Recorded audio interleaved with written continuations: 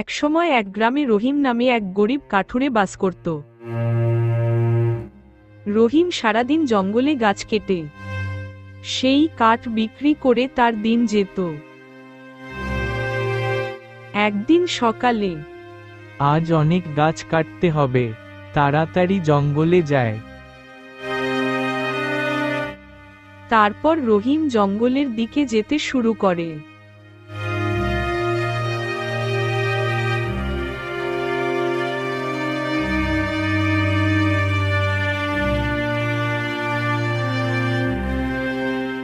আজ এই গাছটা দিয়েই শুরু করি।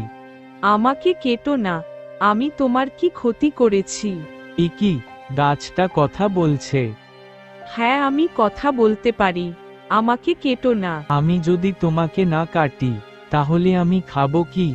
গাছ না কাটলে আমি টাকা কোথা থেকে পাবো? তুমি যদি টাকা চাও তাহলে টাকার সন্ধান আমি তোমাকে দিতে পারি। কি তুমি আমাকে টাকার সন্ধান দেবে?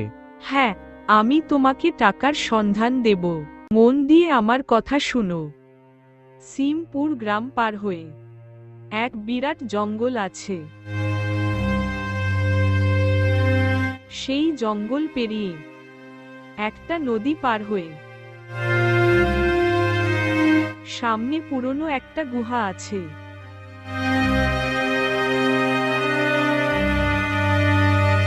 আর সেই গুহার ভিতরে আছে বড় একটা সোনার বাক্স।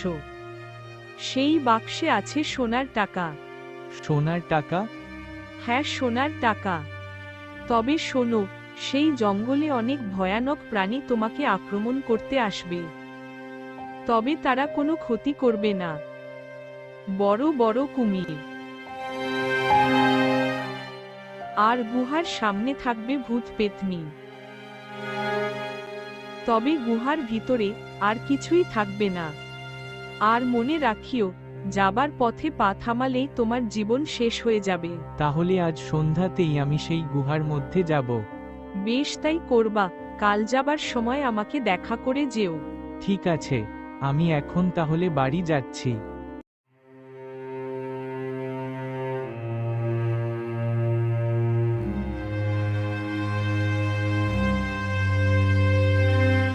এই বলে রহিম বাড়ি চলে এলো।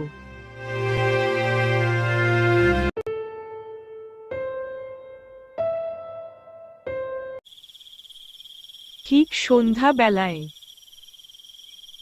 আমাকে এই সময় বেরিয়ে যাওয়া উচিত।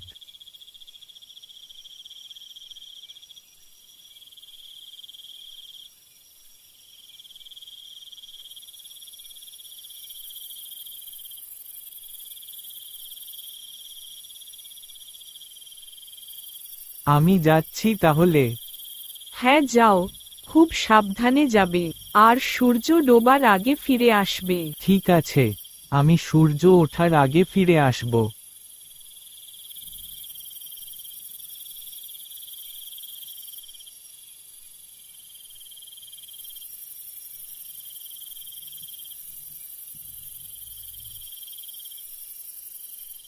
এত সত্যিই অনেক ভয়ানক ব্যাপার। তবে গাছটি বলেছিল। আর মনে রাখিও, যাবার পথে পা থামালেই তোমার জীবন শেষ হয়ে যাবে। আমি কোনো মতেই হাঁটা বন্ধ করব না।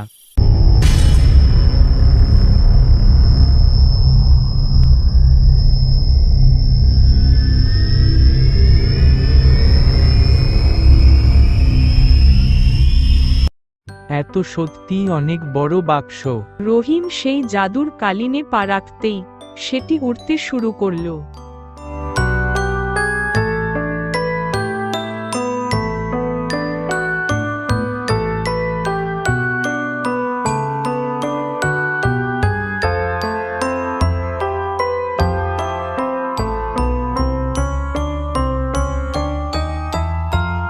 খুব কম সময়েই রহিম তার বাড়ি চলে এলো। সেই টাকায় রহিম অনেক বড় বাড়ি, অনেকগুলি ঘোড়া কিনে নিল। ধন্যবাদ তোমাকে, তোমার জন্য আমার জীবন পাল্টে গেল। যাও, এবার সারা জীবন সুখে থাকো গা।